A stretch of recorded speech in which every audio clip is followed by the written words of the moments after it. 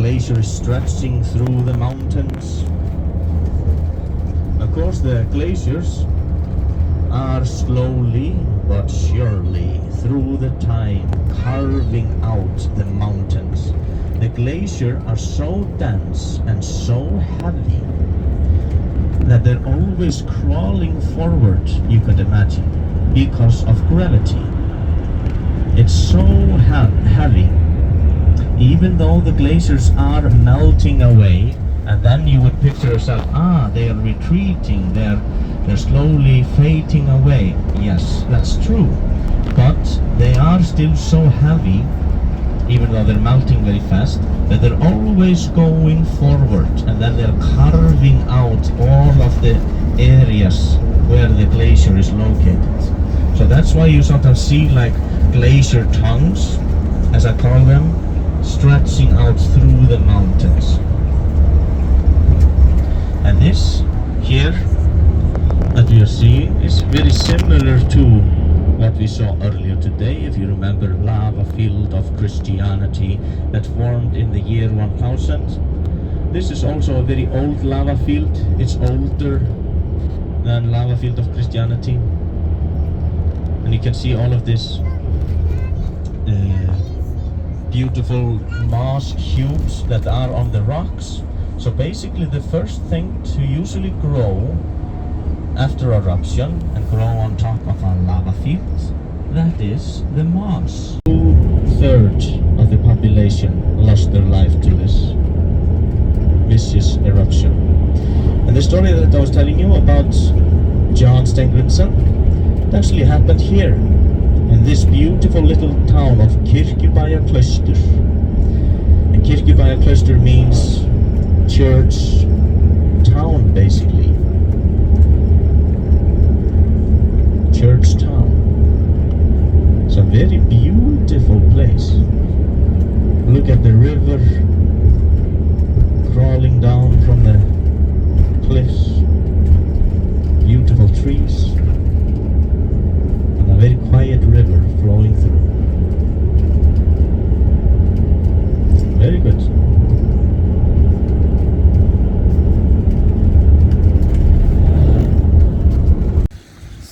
Black Sand Beach. Welcome to the Black Sand Beach. Diba ang ganda, oh. Look at that. This is our lunch pit stop.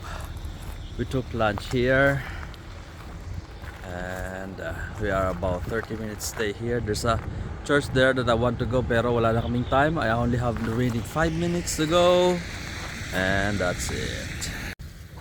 Alright, welcome to the Black Sand Beach. This is our lunch pit stop para sana lunch time. 30 minutes lang kami. Bilis, may simbado sa itukto ko yun, no? That one. So yeah, there's an island there, right there, pero hindi ko mapuntahan, we don't have time. Pero may pumunta pa kaming Glacier Island, so you will see. And look at the lavender. Look at the lavenders. It's very beautiful, no? See, it's very nice. So let's have some photos of that beautiful flowers.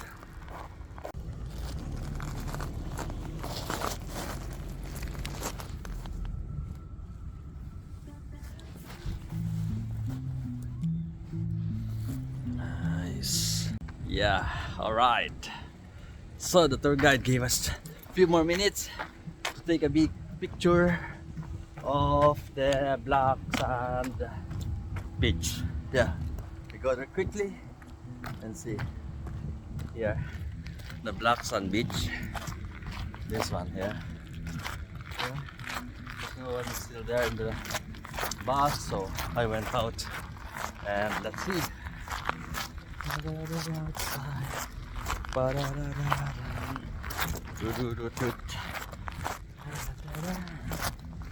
Let's see. Black sand. Sa Pilipinas hindi ko napansin ito. Hindi pa sand ito, bato-bato pa ito eh. But the view is good. That's the sand. But the view is really beautiful. You can see. It's really nice, isn't it? Yeah. Picture. Alright. So, Let's take a good look. Beautiful view. Look at that. Excellent view. Yeah. All right. Look at that. Here, Vic Culture Walk. It's written. Oh, this is a black sand. Okay, it's like from the ash or something.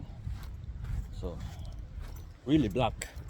Compared sa Pilipinas, actually, mas brown pa yun sa atin sa Pilipinas. Yung sa mga beach sa Batangas. Brown. This one is real black. Or maybe because it's wet. But it's really is black. So, we'll see. Yeah. Okay. Let's see a few minutes. Okay. And there it is. There it is. The black sand beach. Welcome. Ulit. Welcome to the black sand beach in Vik, Iceland. Vik lang daw. Vik means ano? Means bay. So, look at that island there. That mountains. It's very cold. Good thing the rain stopped, so that's a good point. Yeah, it's very nice. Look at that view. That's the black beach. Black sand beach. Yeah, hey. Look at that.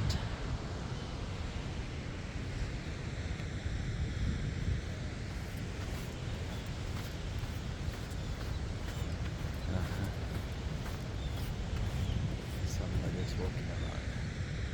Yes. Perfect. Very good.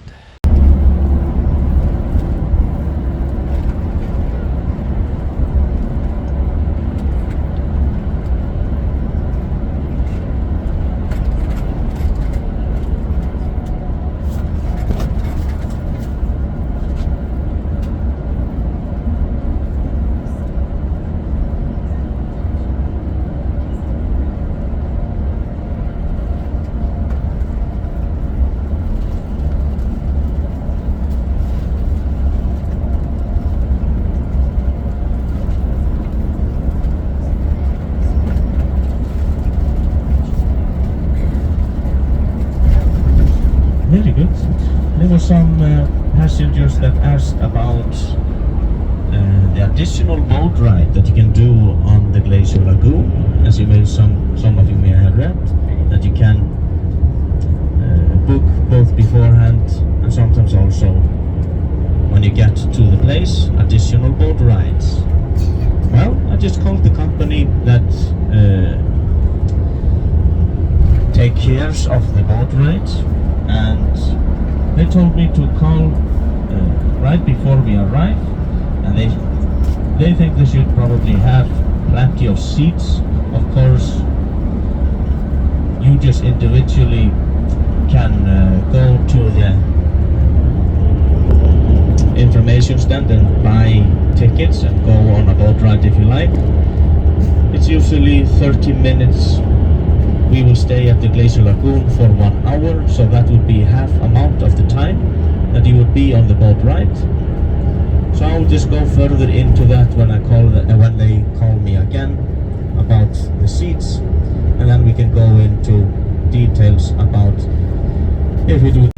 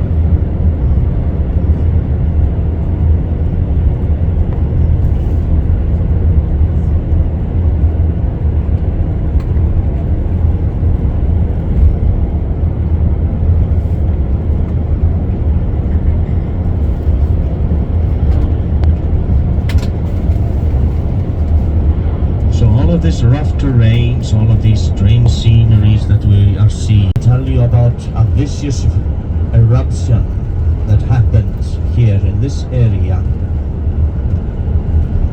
in 1783. It was the eruption of Hvannadalshnukur. That's also a difficult word. Hvannadalshnukur. So basically the hill mountain here you see on the left. On top of that, if you hike for about 2-3 hours, then you will see gigantic craters, and they are just in line, because in that time, 1783, the earth crust just opened and out came a lot of lava. It was a very explosive eruption, and it was so powerful, so magnificent, that a gigantic ash cloud went all the way into Europe, and it damaged so much in the continent of Europe and caused a lot of local priests in this area, a humble, beloved man in his community, a servant of God. And then one day he felt that the earth just shook, and he went out of his house and saw that the God was angry, because the clouds were no longer white, they were black in color.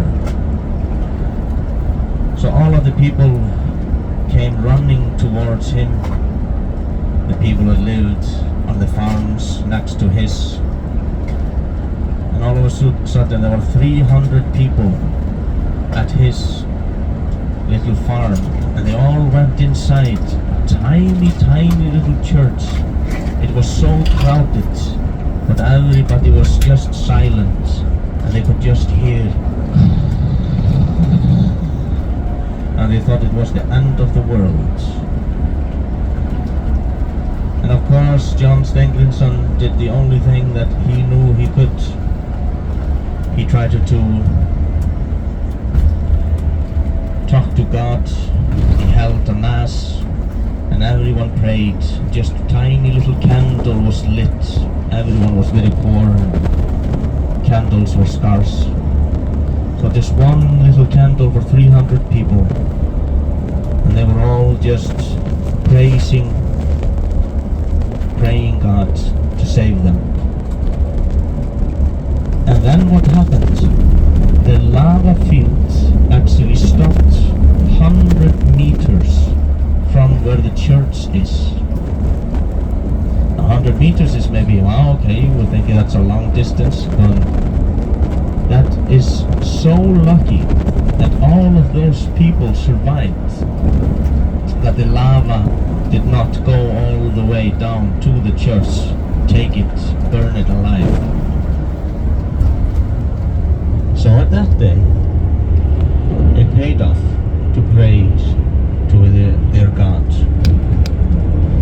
And this story actually happened in real life when this Hvannadalshnukur eruption happened in 1783. And then what happened? Everyone survived, but they did not know what was in store for them. Because just as in all of Europe, all of a sudden all of their animals started to die. Nobody could grow anything, and people started to get hungry and so on. And they pled to the Danish king, please can you send us some money so we can buy supplies and so on. And they actually received some money from the Danish king, but Jon was just supposed to give it to important people in his community. But of course, he was a humble servant of God, so he started to give everyone equally, and he was imprisoned for that. But he saved many lives, so people could go somewhere else in Iceland, maybe buy a new farm. Many people moved to the Westfjords, where I come from. They were not affected by this. Some moved farther up north, some to the east. But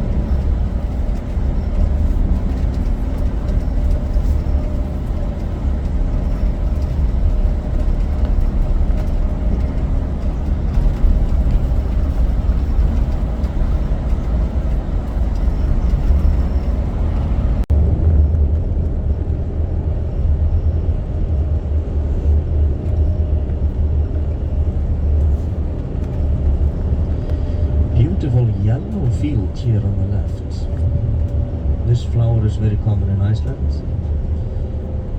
It's also a beautiful female name.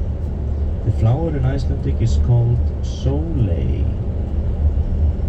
And Sóley means Sun Island. Sun Island.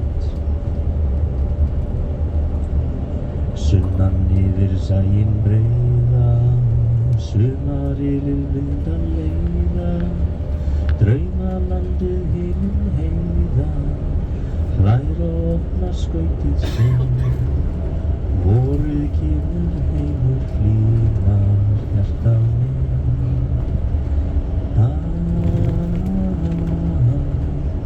This is a song which you're supposed to sing when it's springtime and this flower blooms.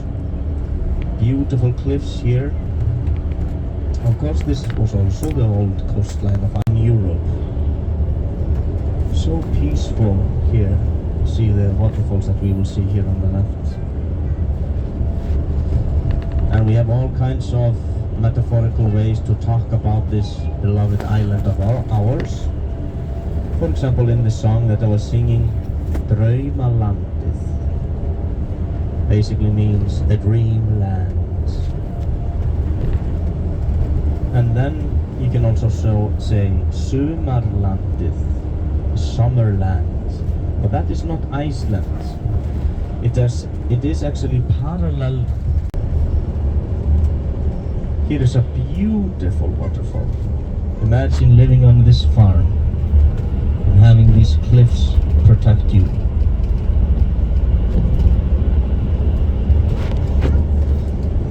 Like my grandmother, I grew up in a fjord, and if you're not familiar with a fjord, it's basically a V-shaped bay. And a fjord has usually gigantic mountains all around in a V-shaped, and then ocean in the middle. And I lived in a very, very narrow, deep fjord. Very magical. So just focus your eyes here. You will get a very good glimpse at it from the bus. Next to the road. It's so beautiful.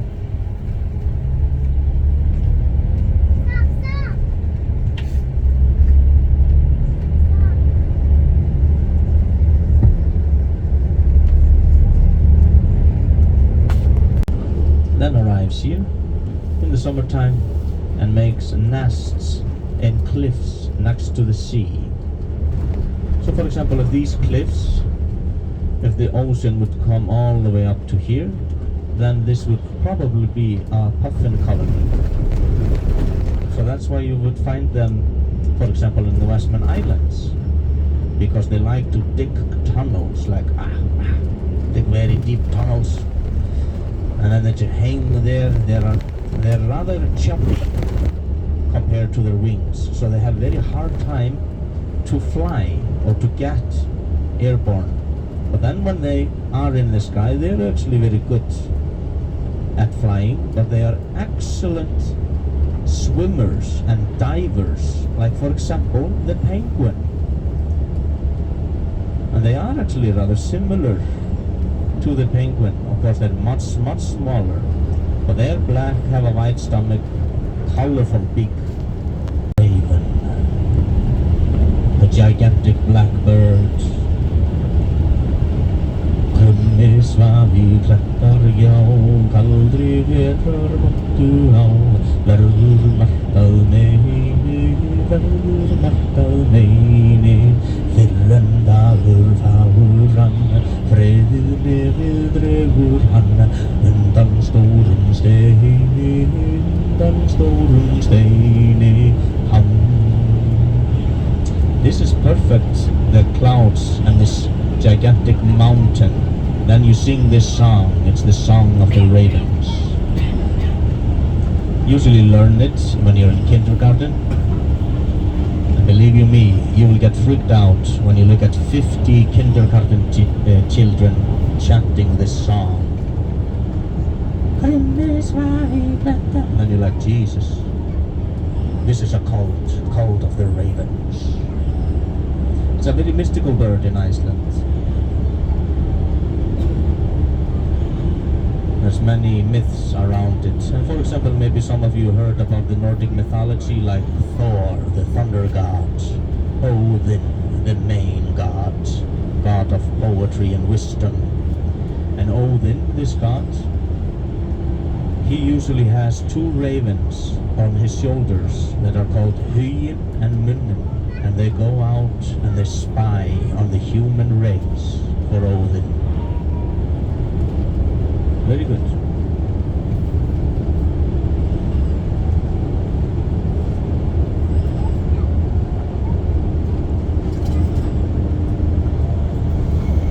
To this direction where the bridge is, but then it changed because the glacier and this glacier running just carved out a new lane for the water to go. But you don't know, maybe it will change again after 10 years, 5 years. Maybe today we'll be stuck at the glacier.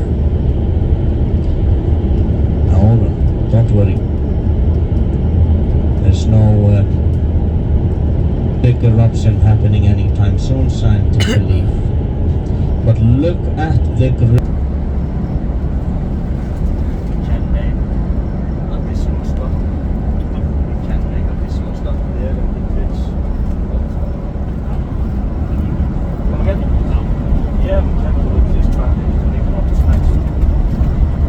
Just want to show you one thing, guys. I promised one additional stop. Of course, we are very behind schedule. That's both my fault, but that was actually just like 14 minutes detour, fun detour. But there's also a lot of rain, so we've not been going through the areas as quickly as we would. And I do not want to cut off any time at the places that we will go to, because we have so short time at each place.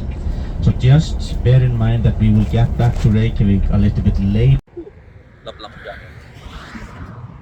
so that's a pit stop. Just stretching 2 hours drive.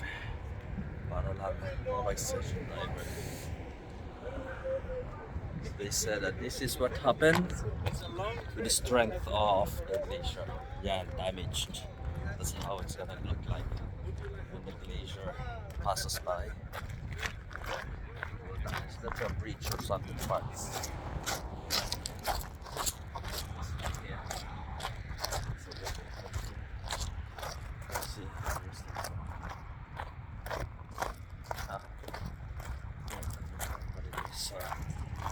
Not English.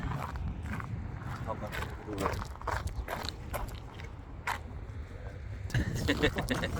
yeah, I forgot my jacket inside. So this one is that one there. See, let's zoom in, zoom in, that one, and another one there. Perfect. See.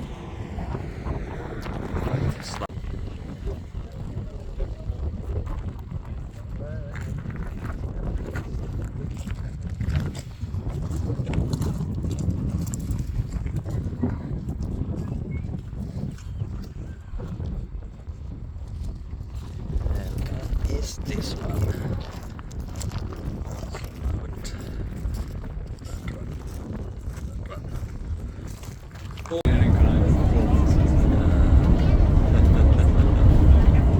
And actually, an interesting fact: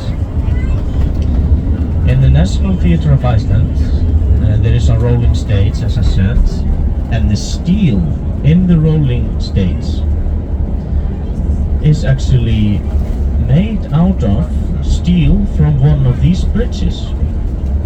So then they just took the steel after the glacier had damaged Balack today. It is actually the language of the Vikings. So basically, the Vikings came from Scandinavia, Denmark, Sweden, Norway. Then they started to explore, and they went to the Faroe Islands, to Iceland, to Greenland, even to America, as I said. They also invaded England, invaded France, settled in Shetland Island, went far east into Russia, so far that they traded with the Mongolian tribes. They went far southeast, traded with the Arabic nations. They went everywhere. They established towns, for example in Ukraine, as I was talking to some of you guys. And they did that all by going on the long boats, of course, and going on the voyages, which they called Viking. That's why we call them Vikings today. I am going on a Viking. But even though they were spread all around, here you can see the glacier tongue very up close. Even though they were spread all around, they all spoke the same language, which is Old Norse. Germans, by France, and English, of course. But Icelandic didn't, because nobody came here. We were all alone on this island. Only 1 to 3 ships, as I said, each year. So the isolation of Iceland, and also the fact that we are a book-loving country, you could say. The love for literature. Maybe some of you heard about the Icelandic sagas, the Nordic mythology. All of that was documented in Iceland on calf skin. And we have these manuscripts still today, and they are our national heritage. They are our Shakespeare.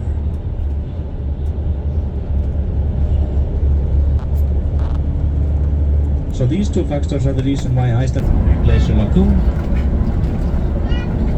So you guys just digest this, and I'll just make a final decision when you get back, when you get to the parking lot, and I will just point in which direction it's good to go to.